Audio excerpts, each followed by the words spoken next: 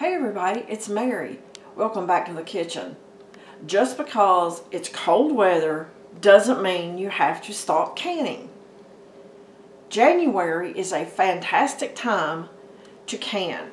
It's cold outside and there's no gardening, there's not a lot to be done, but you can always can meat, you can can soups, you can can beans. So hey guys, jar it up in January. Okay. Today, I am going to prep some boneless, skinless chicken thighs for canning. Okay. Take them out of the pack. Now folks, you can take every bit of fat off of there if you want to, or you can leave a little bit on. I personally don't really want that much fat, so I'm just going to give them a little bit more of a trim. I'm going to dice these into about 1-inch cubes. I'm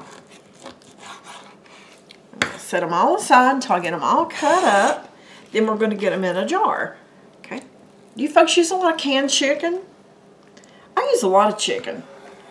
That's probably my most common meal. Some form of chicken.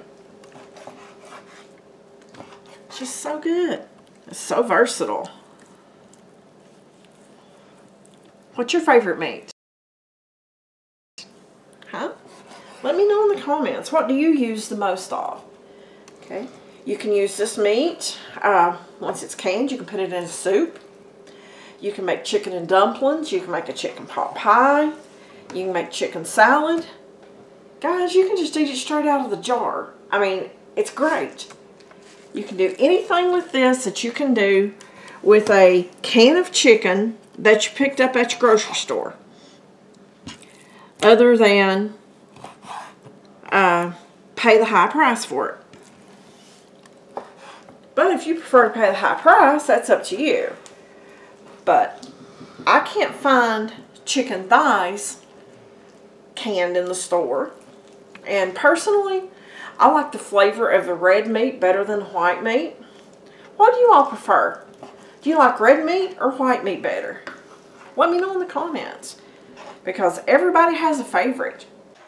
Okay, I have my boneless, skinless thighs cut up and have them sitting in a little pan. Okay, I cut this much excess fat off of there, folks. I did leave just a little bit on there for a little bit of additional flavor. But what I'm going to do now is I'm canning these in pint jars. Okay, I'm getting a half a teaspoon of, or approximately a half teaspoon of canning salt and putting in my jars. Now folks, you can use pink Himalayan sea salt. You can use plain sea salt. But you don't want to use iodized salt. It will make things look kind of cloudy. Okay. Now I'm just getting my chicken. And I'm putting in the jar. I'm not sure how many this is going to make. I thought originally 4. But I'm kind of leaning toward 3 now.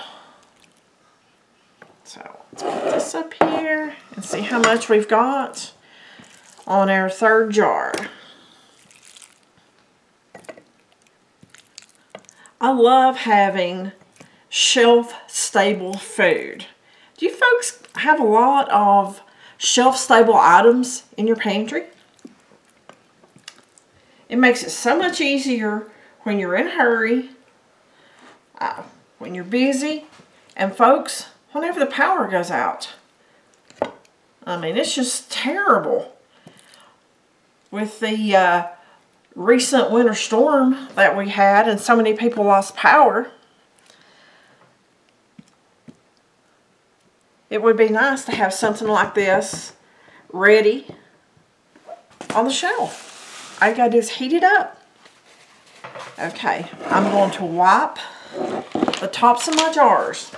Okay, when you use meat, always use white vinegar. Okay. piece down in there. There we go.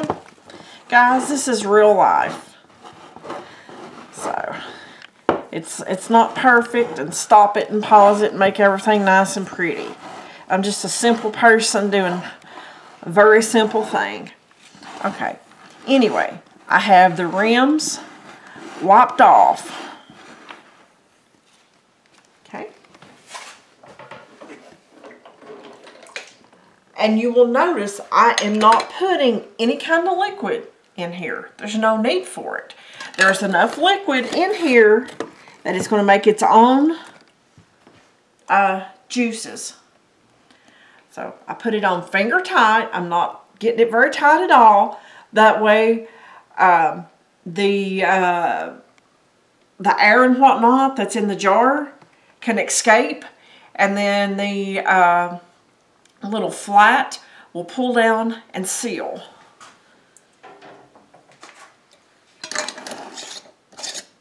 Just make sure you don't have it cross-threaded.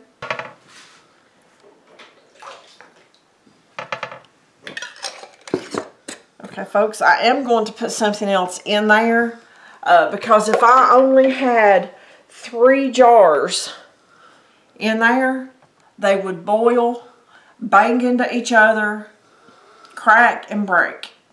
We don't want to do that. So I'm going to put some jars in there that has some water in them. I can either put a lid on them and have sterile water. So you'll have water on the pantry shelf. Why do you need that? Well, like us, for instance, we have a well. If we don't have electricity, our pump doesn't work. Our pump doesn't work, we don't have water. So we have to have water accessible from somewhere. So just another little tidbit. But after I get my other jars in here, whoops, I about forgot a major step, guys. I have limestone water. I have to put my white vinegar in there so I don't have that nasty film on my jars. But I'm going to put my other jars in here. I'm going to put the lid on there, turn my stove on. I'm going to bring it up to temperature. I'm going to let it vent for 10 minutes. And what is that? Okay, I'm going to have steam coming out this little part right here. And it's going to steam for 10 minutes. It's going to come up to pressure. I'm going to put my jiggler or my weight on there. And when it gets up to the correct pressure, which for my altitude is 10 pounds, this is a 10-pound weight on here. It's going to start to rock back and forth like that. When it starts to rock, I set my timer. Okay, I'm going to cook these for 75 minutes. Pints of meat are always 75 minutes. You can easily do these in a quart jar, but if you do quarts, you have to increase the time to 90 minutes. But I'll bring you along and show you what this looks like when I get a little bit further in the process. Okay, as you can see, this is putting a really good amount of steam up, and the little pressure valve is up, so it's come up to pressure, and it's vented for 10 minutes. Okay, I've turned my heat down from high to about 5. And now I'm going to wait until this starts rocking, and then I'm going to set my timer for 75 minutes, which is an hour, 15 minutes. Then we're going to just patiently wait for these things to seal. Okay, the temperature has dropped on my canner and it's cooled off. So I'm going to lift this up, take the lid off,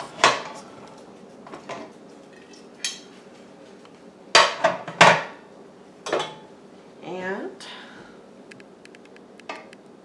going to take some of the chicken out. Work a puzzle sometimes to get the jar lifter in there.